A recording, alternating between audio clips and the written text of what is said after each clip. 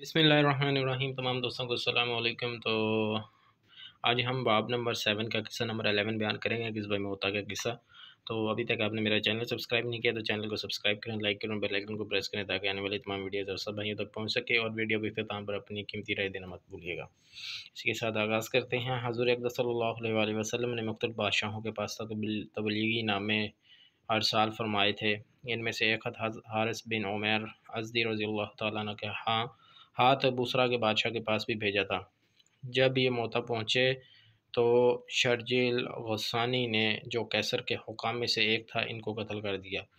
قاصدوں کا قتل کسی کے نزدیک بھی پسندیدہ نہیں۔ حضور صلی اللہ علیہ وآلہ وسلم کو یہ بات بہت گراں ہوئی، اور آپ صلی اللہ علیہ وآلہ وسلم نے 3000 کا ایک لشکر تجویز فرما کر حضرت زید بن حارثہ رضی اللہ تعالیٰ عنہ کو ان پر امیر مقرر فرمایا، اور ارشاد فرمایا کہ اگر یہ شہید ہو جائیں تو حضرت جعفر بن ابی طالب امیر بنائے جائیں، اور وہ بھی شہید ہو جائیں تو عبداللہ بن رواحہ رضی اللہ تعالیٰ عنہ امیر ہوں، وہ بھی شہید ہو جائیں تو پھر مسلمان جس کو دل چاہے امیر بنا لیں۔ ایک یہودی اس کی گفتگو سن رہا تھا۔ اس نے کہا، یہ تینوں تو ضرور شہید ہوں گے۔ پہلے انبیاء علیہ السلام کی اس قسم کی کلام کا یہی مطلب ہوتا ہے،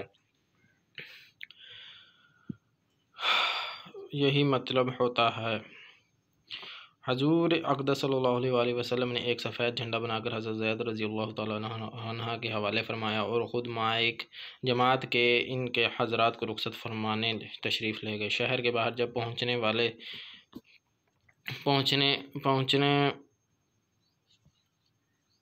والے واپس آنے لگے تو ان مجاہدین کے لیے دعا کی کہ حق تعالی شانہ تم کو سلامتی کے ساتھ، کامیابی کے ساتھ واپس لائے، وہ ہر قسم کی برائی سے محفوظ رکھے۔ حضرت عبداللہ بن رواحہ رضی اللہ تعالیٰ عنہ نے اس کے جواب میں 3 شعر پڑھے، جس کا مطلب یہ تھا کہ میں تو اپنے رب سے گناہوں کی مغفرت چاہتا ہوں، اور یہ چاہتا ہوں کہ ایک ایسی تلوار ہو جس سے میرے خون کے فوارے چھوٹنے لگیں، یا ایسا برچہ ہو جو آنتوں اور کلیجوں کو چیرتا ہوا نکل جائے، اور جب لوگ میری قبر پر گزریں تو یہ کہیں کہ اللہ تجھ غازی کو رشید اور کامیاب کرے۔ واقعی تو رشید اور کامیاب تھا۔ اس کے بعد یہ حضرات روانہ ہو گئے۔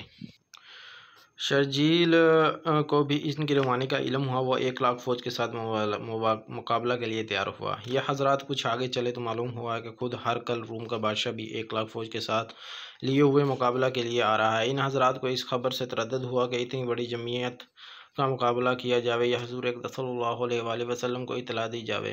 حضرت عبداللہ بن رواحہ رضی اللہ تعالیٰ نے للکار کر فرمایا، اے لوگو، تم کس بات سے گھبرا رہے ہو؟ تم کس چیز کے ارادے سے نکلے ہو؟ تمہارا مقصود شہید ہو جانا ہے۔ ہم لوگ کبھی بھی قوت اور آدمیوں کی کثرت کے زور پر نہیں لڑے، ہم صرف اس دین کی وجہ سے لڑے ہیں جس کی وجہ سے اللہ نے ہمیں اکرام نصیب فرمایا ہے۔ آگے بڑھو، 2 کامیابیوں میں سے ایک تو ضرور ہے، شہادت یا غلبہ۔ یہ سن کر مسلمانوں نے ہمت کی اور آگے بڑھ گئے، حتیٰ کہ موتا پر پہنچ کر لڑائی شروع ہو گئی۔ حضرت زید رضی اللہ تعالیٰ عنہ نے جھنڈا ہاتھ میں لیا اور میدان میں پہنچے۔ گھمسان کی لڑائی شروع ہوئی۔ شرجیل کا بھائی بھی مارا گیا اور اس کے ساتھ ان کے ساتھی بھاگ گئے۔ خود شرجیل بھی بھاگ کر ایک قلعہ میں چھپ گیا اور ہرقل کے پاس مدد کے لیے آدمی بھیجا۔ اس نے تقریباً 2,00,000 فوج بھیجی اور لڑائی زور سے ہوتی رہی۔ حضرت زید رضی اللہ تعالیٰ عنہ شہید ہوئے تو حضرت جعفر رضی اللہ تعالیٰ عنہ نے جھنڈا لیا اور اپنے گھوڑے کے خود ہی پاؤں کاٹ دیے تاکہ واپسی کا خیال بھی دل میں نہ آئے، اور چند اشعار پڑھے جس کا ترجمہ یہ ہے، اے لوگو، کیا ہی اچھی چیز ہے جنت، اور کیا ہی اچھا ہے اس کا قریب ہونا، کتنی بہترین چیز ہے اور کتنا ٹھنڈا ہے اس کا پانی، اور ملک روم کے لوگوں پر عذاب کا وقت آ گیا ہے، مجھ پر بھی لازم ہے کہ ان کو ماروں۔ یہ اشعار پڑھے اور اپنے گھوڑے کے پاؤں خود ہی کاٹ چکے تھے کہ واپسی کا خیال بھی دل میں نہ آوے، اور تلوار لے کر کافروں کے مجمع میں گھس گیا۔ امیر ہونے کی وجہ سے جھنڈا بھی انہی کے پاس تھا۔ اول جھنڈا دائیں ہاتھ میں لیا، کافروں نے دائیں ہاتھ کاٹ دیا کہ جھنڈا گر جائے۔ انہوں نے فوراً بائیں ہاتھ میں لیا، انہوں نے وہ بھی کاٹا تو انہوں نے دونوں بازوؤں سے اس کو تھاما اور منہ سے مضبوط پکڑ لیا۔ ایک شخص نے پیچھے سے ان کے 2 ٹکڑے کر دیے جس سے یہ گر پڑے۔ اس وقت ان کی عمر 33 سال کی تھی۔ حضرت عبداللہ بن عمر رضی اللہ تعالیٰ عنہ کہتے ہیں کہ ہم نے بعد میں نعشوں میں سے حضرت جعفر رضی اللہ تعالیٰ عنہ کو جب اٹھایا تو ان کے بدن کے اگلے حصے میں 90 زخم تھے جس پر یہ شہید ہو گئے۔ تو لوگوں نے عبداللہ بن رواحہ رضی اللہ تعالیٰ عنہ کو آواز دی۔ وہ لشکر کے ایک کونا میں گوشت کا ٹکڑا کھا رہے تھے کہ 3 دن سے کچھ چکھنے کو بھی نہ ملا تھا۔ یہ آواز سنتے ہی گوشت کے ٹکڑے کو پھینک کر اپنے آپ کو ملامت کرتے ہوئے حضرت جعفر رضی اللہ تعالیٰ عنہ تو شہید ہو جائیں اور تو دنیا میں مشغول رہے، آگے بڑھے اور جھنڈا لے کر قتال شروع کر دیا۔ انگلی میں زخم آیا، وہ لٹک گئی تو انہوں نے پاؤں سے اس کٹی ہوئی انگلی کو دبا کر ہاتھ کھینچا اور وہ لگ ہو گئی۔ اس کو پھینک دیا اور آگے بڑھے۔ اس گمسان اور پریشانی کی حالت میں تھوڑا سا تردد بھی پیش آیا کہ ہمت نہ مقابلہ کی طاقت، لیکن اس تردد کی تھوڑی ہی دیر گزری تھی کہ اپنے دل کو مخاطب بنا کر کہا، او دل، کس چیز کا اب اشتیاق باقی ہے جس کی وجہ سے تردد ہے؟ کیا بیوی کا تو اس کو 3 طلاقیں، یا غلاموں کا تو وہ سب آزاد، یا باغ کا وہ اللہ کے راستہ میں صدقہ؟ اس کے بعد چند شعر پڑھے جس کا ترجمہ یہ ہے، قسم ہے او دل تجھے اترنا ہوگا، خوشی سے اتر یا ناگواری سے اتر، تجھے اطمینان کی زندگی گزارتے ہوئے ایک زمانہ گزر چکا، سوچ تو آخر تو ایک قطرہ منی ہے، دل دیکھ کافر لوگ مسلمان پر کھینچے ہوئے آ رہے ہیں، تجھے کیا ہوا کہ جنت کو پسند نہیں کرتا؟ اگر تو قتل نہ ہوا تو ویسے بھی آخر مرے ہی گا۔ اس کے بعد گھوڑے سے اترے ان کے چچا زاد بھائی، گوشت کا ایک ٹکڑا لائے کہ ذرا سا کھا لو، کمر سیدھی کر لو، کئی دن سے کچھ نہیں کہا۔ انہوں نے لے لیا۔ اتنے میں ایک جانب سے ہلے کی آواز آئی، اس کو پھینک دیا اور تلوار لے کر جماعت میں گھس گئے اور شہید ہونے تک تلوار چلاتے رہے۔ فائدہ میں حضرت لکھتے ہیں کہ صحابہ رضی اللہ تعالیٰ عنہ کی پوری زندگی کا یہی نمونہ ہے۔ ان کا ہر قصہ دنیا کی بے ثباتی اور آخرت کے شوق کا سبب دیتا ہے۔ صحابہ کرام رضی اللہ عنہم کا تو پوچھنا ہی کیا کہ تابعین پر بھی یہی رنگ چڑھا ہوا تھا۔ ایک قصہ پر اس باب کو ختم کرتا ہوں جو دوسرے رنگ کا ہے۔ دشمن سے مقابلہ کے نمونے تو آپ نے دیکھ ہی چکے ہیں، اب حکومت کے سامنے کا منتظر بھی دیکھ لیجئے۔ نبی کریم صلی اللہ علیہ وآلہ وسلم کا ارشاد ہے، افضل الجہاد کلمۃ حق عند سلطان جابر، بہترین جہاد ظالم بادشاہ کے سامنے حق بات کہنا ہے۔ حضرت سعید بن خبیر اور حجاج کی گفتگو۔ حجاج کا ظلم و ستم دنیا میں مشہور ہے، گو اس زمانہ کے بادشاہ باوجود ظلم و ستم کے دین کی اشاعت کا کام بھی کرتے رہتے تھے، لیکن پھر بھی دیندار اور عادل بادشاہوں کے لحاظ سے وہ بدترین شمار ہوتے تھے اور اس وجہ سے لوگ ان سے بیزار تھے۔ سعید بن جبیر رضی اللہ تعالیٰ عنہ نے بھی ابن الاستاذ کے ساتھ مل کر حجاج کا مقابلہ کیا۔ حجاج عبد الملک بن مروان کی طرف سے حاکم تھا۔ سعید بن جبیر مشہور تابعی ہیں اور بڑے علماء میں سے ہیں۔ حکومت اور بالخصوص حجاج کو ان سے بغض و عداوت تھی، اور چونکہ مقابلہ کیا تھا اس لیے عداوت کا ہونا بھی ضروری تھا۔ مقابلہ میں حجاج ان کو گرفتار نہ کر سکا۔ یہ شکست کے بعد چھپ کر مکہ مکرمہ چلے گئے۔ حکومت نے اپنے ایک خاص آدمی کا مکہ کا حاکم بنایا اور پہلے حاکم کو اپنے پاس بلایا۔ اس نے حاکم نے جا کر خطبہ پڑھا، جس کے آخر میں عبد الملک بن مروان بادشاہ کا یہ حکم بھی سنایا کہ جو شخص سعید بن جبیر رضی اللہ تعالی عنہ کو ٹھکانہ دے اس کی خیر نہیں۔ اس کے بعد اس حاکم نے خود ہی اپنی طرف سے بھی قسم کھائی کہ جس گھر میں بھی وہ ملے گا اس کا قتل کیا جائے گا، اس کے گھر کو نہیں، اس کے پڑوسیوں کو گھر کو ڈھاؤں گا۔ غرض بڑی دقت سے مکہ کے حاکم نے ان کو گرفتار کر کے حجاج کے پاس بھیج دیا۔ اس کو غصہ نکالنے اور ان کو قتل کرنے کا موقع مل گیا۔ سامنے بلا کر پوچھا، حجاج تیرا نام کیا ہے؟ سعید، میرا نام سعید ہے۔ حجاج کس کا بیٹا ہے؟ سعید، جبیر کا بیٹا ہوں۔ سعید کا ترجمہ نیک بخت ہے اور جبر کے معنی اصلاح کی ہوئی ہے۔ اگرچہ ناموں میں معنی اکثر مقصود نہیں ہوتے، لیکن حجاج کو ان کے نام کے اچھے معنی والا ہونا پسند نہیں آیا، اس لیے کہا، نہیں تو شقی بن کثیر ہے۔ شقی کہتے ہیں بدبخت کو اور کثیر ٹوٹی ہوئی چیز۔ سعید، امیر، میری والدہ میرا نام تجھ سے بہتر جانتی تھی۔ حجاج، تو بھی بدبخت اور تیری ماں بھی بدبخت۔ سعید، غیب کا جاننے والا تیرے علاوہ اور ہے، یعنی علام الغیوب۔ حجاج، دیکھ میں اب تجھے موت کے گھاٹ اتارتا ہوں۔ سعید، تو میری ماں نے میرا نام درست رکھا۔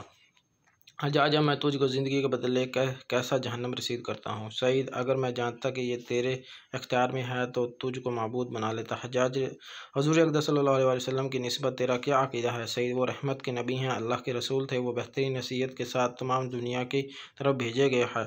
حجاج، خلفاء کی نسبت تیرا کیا خیال ہے؟ سعید، میں ان کا محافظ نہیں ہوں، ہر شخص اپنے کیا کا ذمہ دار ہے۔ حجاج، میں ان کو برا کہتا ہوں یا اچھا؟ سعید، جس چیز کا مجھے علم نہیں میں اس میں کیا کر سکتا ہوں، مجھے اپنا ہی حال معلوم ہے۔ حجاج، ان میں سب سے زیادہ پسندیدہ تیرے نزدیک کون ہے؟ سعید، جو سب سے زیادہ میرے مالک کو راضی کرنے والا تھا۔ بعض کتب میں بجائے اس کے یہ جواب ہے کہ ان کے حالات بعض کو بعض پر ترجیح دیتے ہیں۔ حجاج سب سے زیادہ راضی رکھنے والا کون تھا؟ سعید اس کو وہی جانتا ہے جو دل کے بھیدوں اور چھپے ہوئے رازوں سے واقف ہے۔ حجاج حضرت علی رضی اللہ تعالی عنہ جنت میں ہیں یا دوزخ میں؟ سعید اگر جنت اور جہنم میں جاؤں اور وہاں والوں کو دیکھ لوں تو بتا سکتا ہوں۔ حجاج میں قیامت میں کیسا آدمی ہوں گا؟ سعید میں اس سے کم ہوں کہ غیب پر مطلع کیا جاؤں۔ حجاج تم مجھ سے سچ بولنے کا ارادہ نہیں کرتا؟ سعید میں نے جھوٹ بھی نہیں کہا۔ حجاج تو کبھی ہنستا کیوں نہیں؟ سعید کوئی بات ہنسنے کو دیکھتا نہیں، اور یہ شخص کیا ہنسے جو مٹی سے بنا ہو اور قیامت میں اس کو جانا ہے اور دنیا کی فتنوں میں دن رات رہتا ہے۔ حجاج میں تو ہنستا ہوں۔ سعید اللہ نے ایسے ہی مختلف طریقوں سے ہم کو بنایا ہے۔ حجاج میں تجھے قتل کرنے والا ہوں۔ سعید میری موت کا سبب پیدا کرنے والا اپنے کام سے فارغ ہو چکا۔ حجاج میں اللہ کے نزدیک تجھ سے زیادہ محبوب ہوں۔ سعید اللہ پر کوئی بھی جرأت نہیں کر سکتا جب تک کہ اپنا مرتبہ معلوم نہ کر لے، اور غیب کی اللہ ہی کو خبر ہے۔ حجاج میں کیوں جرأت نہیں کر سکتا حالانکہ جماعت کے بادشاہ کے ساتھ ہوں، اور تو باغیوں کی جماعت سے ہے؟ سعید میں جماعت سے علیحدہ نہیں ہوں اور فتنہ کو خود ہی پسند نہیں کرتا، اور جو تقدیر میں ہے اس کو کوئی ٹال نہیں سکتا۔ حجاج ہم جو کچھ امیر المومنین کے لیے جمع کرتے ہیں اس کو تو کیسا سمجھتا ہے؟ سعید میں نہیں جانتا کہ کیا جمع کیا۔ حجاج نے سونا چاندی کپڑے وغیرہ منگوا کر ان کے سامنے رکھ دیا۔ سعید یہ اچھی چیز ہے اگر اپنی شرط کے موافق ہوں۔ حجاج شرط کیا ہے؟ سعید یہ کہ تو ان سے ایسی چیزیں خریدے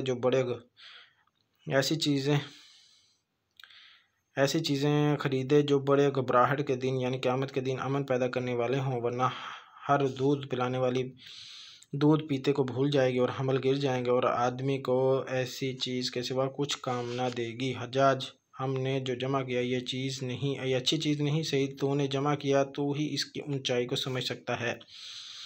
حجاج کیا تو اس سے کوئی چیز اپنے لیے پسند کرتا ہے؟ سعید میں صرف اس چیز کو پسند کرتا ہوں جس کو اللہ پسند کرے۔ حجاج تیرے لیے ہلاکت ہو۔ سعید ہلاکت اس شخص کے لیے ہے جو جنت سے ہٹ کر جہنم میں داخل کر دیا جائے۔ حجاج دک ہو کر بتلا میں تجھے کس طریقہ سے قتل کروں؟ سعید جس طریقہ سے قتل ہونا اپنے لیے پسند ہو۔ حجاج کیا تجھے معاف کر دوں؟ سعید معافی اللہ کے یہاں کی معافی ہے، تیرا معاف کرنا کوئی چیز نہیں۔ حجاج نے جلاد کو حکم دیا کہ اس کو قتل کر دو۔ سعید باہر لائے گئے اور ہنسے، اور حجاج کو اس کی اطلاع دی گئی۔ پھر بلایا اور پوچھا حجاج تو کیوں ہنسا؟ سعید تیری اللہ پر جرأت اور اللہ تعالیٰ کے تجھ پر حلم سے۔ حجاج میں اس کو قتل کرتا ہوں جس نے مسلمانوں کی جماعت میں تفریق کی۔ پھر جلاد سے خطاب کر کے کہا میرے سامنے اس کی گردن اڑاؤ۔ سعید میں 2 رکعت نماز پڑھ لوں۔ نماز پڑھی پھر قبلہ رخ ہو کر انی وجہت وجہی للذی فطر السماوات والارض حنیفا وما انا من المشرکین پڑھا، یعنی میں نے اپنے منہ میں اس پاک ذات کی طرف کیا جس نے آسمان زمین بنائے، اور میں سب طرف سے ہٹ کر ادھر متوجہ ہوا اور نہیں ہوں مشرکین میں سے۔ حجاج اس کا منہ قبلہ سے پھیر دو، اور انصاری نے قبلہ کی طرف کر دو کہ انہوں نے پھر بھی اپنے دین میں تفریق کی اور اختلاف پیدا کیا، چنانچہ فوراً پھیر دیا گیا۔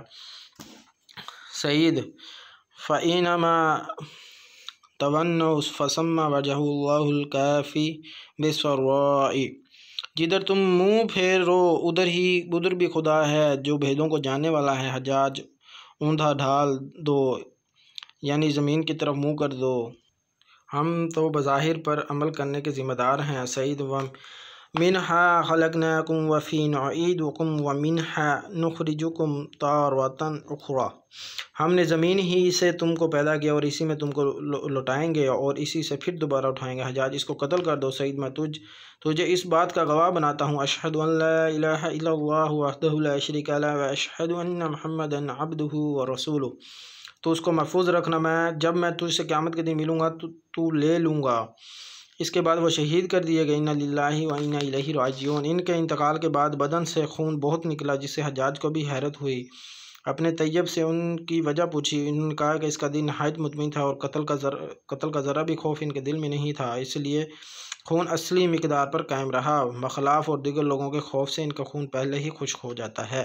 فائدہ میں حضرت لکھتے ہیں کہ اس قصہ کے سوال جواب میں کتب میں کمی زیادتی بھی ہے اور بعض سوال جواب نقل کیے گئے ہیں۔ ہم تو نمونہ ہی دکھانا تھا، اس لیے اس پر اتفاقاً کیا گیا ہے۔ تابعین کے اس قسم کے قصے بہت زیادہ ہیں۔ حضرت امام اعظم رحمۃ اللہ علیہ، امام مالک رحمۃ اللہ علیہ، امام احمد بن جنبل رحمۃ اللہ علیہ وغیرہ حضرات اسی حق گوئی کی وجہ سے ہمیشہ مشقتیں برداشت فرماتے رہے، لیکن حق کو ہاتھ سے نہیں چھوڑا۔ اللہ تعالیٰ کمی بیشی معاف فرمائے۔ اللہ تعالیٰ ان جیسا جذبہ ہمیں نصیب فرمائے اور ان کی قبروں پر کروڑوں رحمت و برکتیں نازل فرمائے۔ تو اپنی قیمتی رائے دینا مت بھولیے گا۔ اسی کے ساتھ بھائی کو اجازت دیں۔ اللہ حافظ۔